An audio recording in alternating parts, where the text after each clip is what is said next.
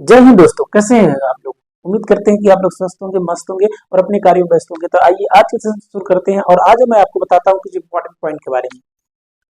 आज चर्चा करने वाले हैं कुछ ऐसे फलों के बारे में, कुछ ऐसे पौधों के बारे में, कुछ ऐसे पक्षियों के बारे में, कुछ ऐसे जंतुओं के बारे में, कुछ ऐसे जीवों के बारे में, कुछ ऐसे सूक्ष्म जीवों के बारे में, सभी के बारे में हम चर्चा धीरे धीरे करेंगे और जानेंगे कि इनकी वजह से कौन सा रोग होता है, क्या समझते हैं।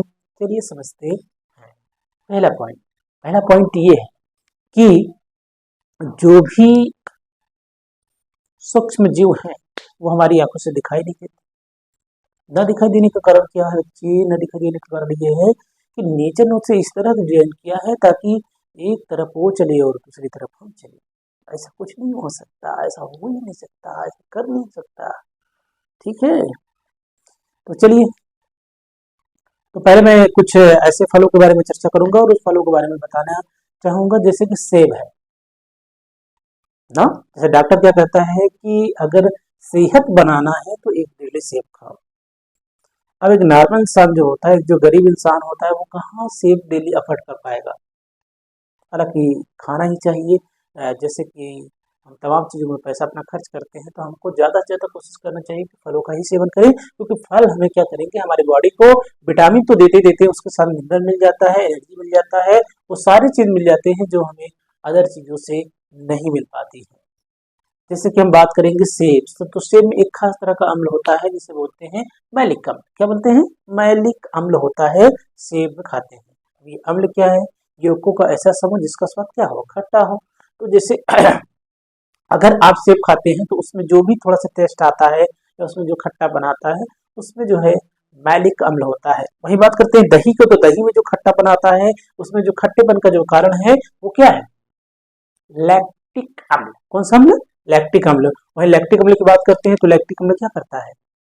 कभी कभी हमको थकान लग जाती है, बहुत ज्यादा थक जाते हैं। जो थकने का कारण क्या है? जब थकने का वजह है कि हमारे मांसपेशियों में क्या होता है, लैक्टिक अम्ल का जमाव हो जाता है, जिसके कारण क्या होता है, हमें थकावट आ जाती है। जब हम थक जाते हैं तो किसी भी कार्य को ठीक प्रकार से हमारा शरीर नहीं कर सकती है।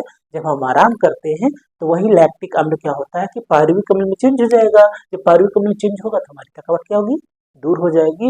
इस तरह से हमारी बॉडी की जो ऑक्सीजन की जो डिमांड है वो भी धीरे धीरे क्या होगा, पूरा हो जाएगा ना। जब हम थकावट लगती है, कोई काम में मन नहीं लगता, तो क्या करते हैं, एक लंबी सी उबासी लेते हैं ना, और जब वाह करते हैं। कारण क्या है कि बॉडी थक चुकी है या उस कार्य में हमारा क्या है, मन नहीं लग रहा है। इसके अलावा बात करते हैं इमली। इमली का बूटा, बेरी का पेड़, सुना होगा। तो इमली जो होता है, इमली में जो खट्टापन आता है वो होता है टार्टिक अम्ल के कारण, जिसे टार्टोरिक अम्ल के नाम से भी जानते हैं। वही कच्चा आम की बात करते हैं तो कच्चे आम में भी आपको टार्टिक अम्ल मिल जाता है। और उसके अलावा अगर हम बात करते हैं कि पालक की बात करते हैं तो उसमें बेंजोइक अम्ल पाया जाता है। वहीं बात करते हैं तो जैसे सिरका होता है, तो सिरका में कौन सा अम्ल होता है? एसिटिक अम्ल होता है। कौन सा होता है? एसिटिक अम्ल होता है। आइए अब आगे बढ़ते हैं और आगे समझते हैं हम कुछ ऐसे रोगों के बारे में जिसके बारे में हम समझने का प्रयास कर रहे हैं धीरे धीरे और जानने का प्रयास कर रहे हैं। बाबा साहब ने कहा है था कि शिक्षा वह शेरनी का दूध है जो उसे पिएगा वही दहाड़ेगा। लेकिन आप देखो ना कि समाज में तमाम तरह की चीजें, तमाम चीजें की जो चीजें हैं वो देखने को नहीं मिल पा रहा है। यस, एक इम्पोर्टेंट टॉपिक मिल गया।